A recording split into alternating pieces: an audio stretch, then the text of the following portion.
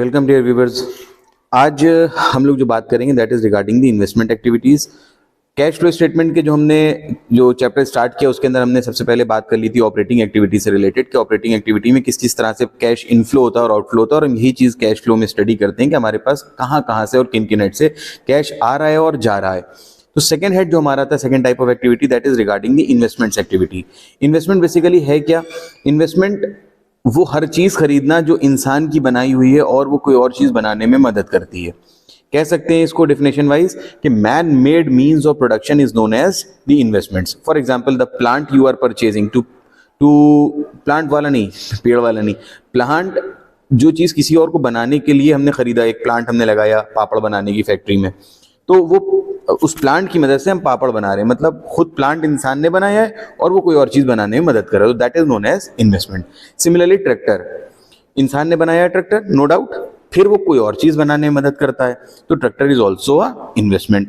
Plant, machinery, factory की premises, everything, these all things are man made and they are pointing towards the development of या creation of something, production of something. तो ये कहीं भी ऐसा हम investment करते हैं जो कि इन्वेस्टमेंट की कैटेगरी में लाई करता है, तो वो हमें इन्वेस्टिंग एक्टिविटी में नोट डाउन करते हैं। तो अब सवाल ये आता है कि ये इन्वेस्टमेंट एक्टिविटीज की जो चीजें हैं वो हमको कहाँ मिलेंगी, क्योंकि हमें राइट एड्रेस पता होना बहुत जरूरी है।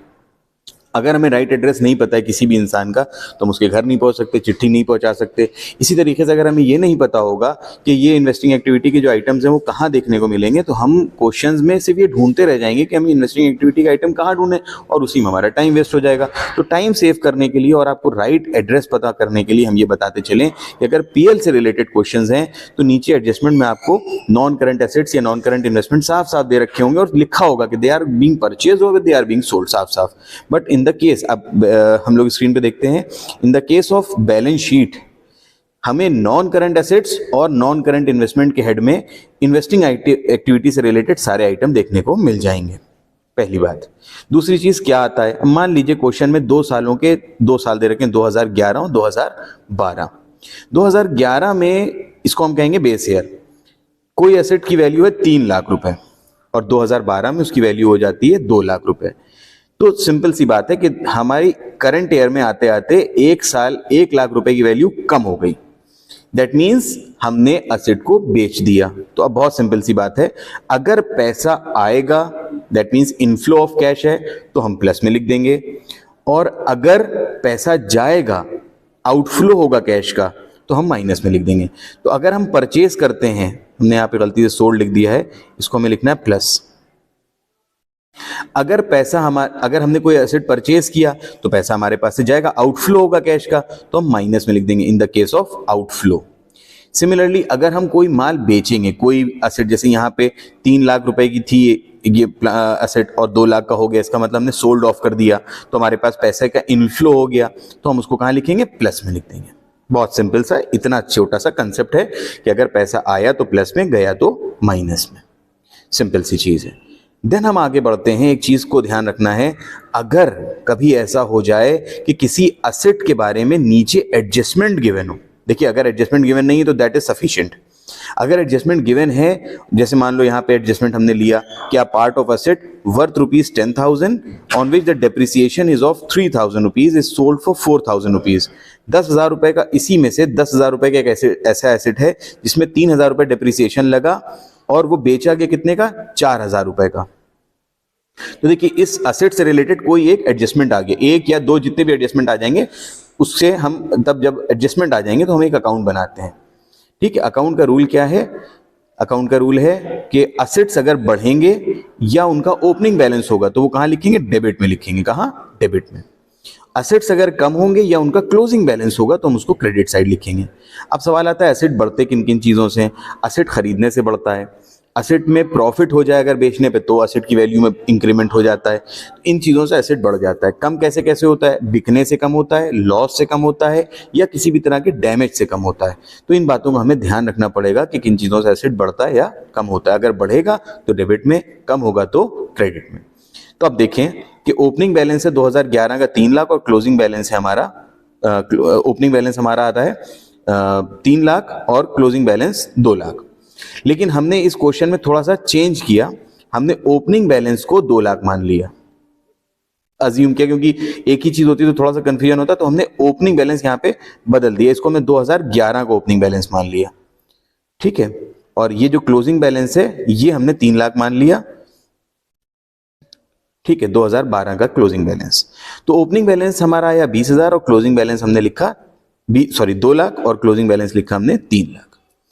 क्वेश्चन में लिखा था कि एक ऐसा एसेट है जिसकी वैल्यू 10,000 रुपए है, वो जिसपे डेप्रिसिएशन 3,000 लगा है, तो डेप्रिसिएशन से एसेट कम होता है, बाय में लिख दिया 3,000 रुपए डेप्रिसिएशन के, बेचा गया है 4,000 रुपए का, वो हमने लिख दिया। अब देखिए 10 में से 3,000 रुपए डेप्रिशिएट हो गए, कितने रुपए की वैल्यू बची, 7,000 रुपए का एसेट बचा। वो एसेट जो 7,000 का था वो कितने में बेचा गया, 4,000 में, तो इसका मतलब 3,000 रुपए का लॉस हो गया। इससे एसेट की वैल्यू कम होती है, तो लॉस को हमने बाय में लिख दिया। अगर यहाँ पे प्रॉफिट होता, मान लीजिए ये एसेट 9,000 का बिक जाता, तो 7,000 रुपए वैल्यू आ रही थी डेप्रिसिएशन के बाद, वो 9,000 का बिकता तो 2,000 का फायदा होता, तो हम लिखते टू प्रॉफिट, इधर लिखते हम टू प्रॉफिट 2,000 रुपए लिखते, if there was a profit. तो अभी फिलहाल जो है वो हमारे सामने पिक्चर है, तो हमने देखा कि हमारे क्रेडिट साइड का टोटल आ रहा है 3 लाख और ये इधर 10,000, तो 3,10,000, इसमें से हमने 20,000 माइनस किया, so the difference will be of 1,10,000 rupees, so that will be the balancing figure. अब सवाल आता है कि if the balancing figure comes in the debit side, comes on the debit side, it will be treated as if the asset has been purchased. But if this balancing figure comes on the credit side, then it will be assumed that the asset has been sold. ध्यान रखिएगा, debit में अगर balancing figure आ रहा है इसका मतलब हमने asset खरीदा है, और अगर क्रेडिट में आ रहा है तो इसका मतलब हमने एसेट को बेचा है। तो अगर हम इन्वेस्टिंग एक्टिविटी बनाते हैं तो कुछ इस तरह से, हमने इसका फॉर्मेट नहीं बनाया, नेक्स्ट आगे हम लोग बात करेंगे किस तरह क्वेश्चन सॉल्व करना है, एक सिर्फ एग्जांपल है ताकि समझ में आ जाए। तो देखिए इसमें 2 चीजें हो रही, एक तो ये एसेट बेचा गया 4,000 रुपए का, वो हमने लिखा एसेट सोल्ड 4,000 रुपीज, प्लस में लिख दिया क्योंकि कैश का इनफ्लो हो रहा है। और हमने जो यहाँ पे बैलेंसिंग फिगर से 1,10,000 रुपए निकाला, ये हमने एसेट परचेज किया और हमारे पास कैश आउटफ्लो हो रहा है, तो हमने माइनस में 1,10,000 लिख दिया। आउटफ्लो हो रहा है 1,10,000 का, इनफ्लो हो रहा है 4,000 रुपए का, that means there is a net outflow of cash of rupees 1,06,000। तो हम यहाँ लिखेंगे cash used in investing activity 1,06,000 rupees. यहां तक बात को करते हुए हम आगे बढ़ते हैं। एक छोटा सा क्लॉज और है कि अगर एक कंपनी जिसका हम अकाउंट बना रहे हैं, वो अज्यूम करते हैं ये जो हट बनी हुई है, ये कंपनी अगर किसी पीस ऑफ लैंड में, ये कोई भी जमीन देख लें हम, इस जमीन में या कोई कंपनी के शेयर्स या डिबेंचर्स या बॉन्ड्स में इन्वेस्टमेंट के पर्पस से पैसा लगाती है, वर्ड ये इंपॉर्टेंट है कि इन्वेस्टमेंट के पर्पस से लगाती है, तो इन दैट केस अगर कंपनी इन्वेस्ट करती है लैंड में या शेयर्स में, डिबेंचर्स में, कहीं पे भी, तो उससे मिलने वाला जो रिटर्न है ना, डिबेंचर से क्या मिलेगा हमें, इंटरेस्ट, लैंड से क्या मिलेगा हमें, रेंट। तो जो रेंट हमें इन्वेस्टमेंट वाली लैंड से मिल रहा है या इन्वेस्टमेंट वाले शेयर्स एंड डिबेंचर से कोई डिविडेंड या इंटरेस्ट मिल रहा है, so that will be considered as a income in investing activity. तो हम इन्वेस्टिंग एक्टिविटी में यहाँ पे ऐड कर देंगे कि साहब रेंट भी मिल रहा है, और उस रेंट को हम क्या कर देंगे, प्लस कर देंगे। सिमिलरली उस इन्वेस्टिंग वाली लैंड से अब में अगर हमें कुछ खर्चा करना पड़ रहा है, तो वो भी खर्चा हमारी इन्वेस्टिंग एक्टिविटी का पार्ट माना जाएगा और हम उसको माइनस कर देंगे। ये कंसेप्ट हो गया आपका पूरा इन्वेस्टिंग एक्टिविटी से रिलेटेड। इससे रिलेटेड कोई भी अगर डाउट है तो हम लोग इस बारे में डिस्कस कर लेंगे, और इसके बाद हम लोग बात करेंगे फाइनेंसिंग एक्टिविटी को, और फिर हम लोग मेन क्वेश्चन पे आगे बढ़ते हैं।